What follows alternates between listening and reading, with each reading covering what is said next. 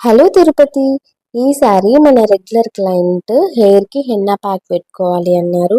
So ముందు రోజు night నేను హెన్నాని మిక్స్ చేసి పెట్టేశాను. ఆఫ్టర్నూన్ ప్యాక్కి కావాల్సిన థింగ్స్ అన్నీ రెడీ చేసుకొని క్లయింట్ హౌస్కి అయితే వెళ్ళిపోయాను.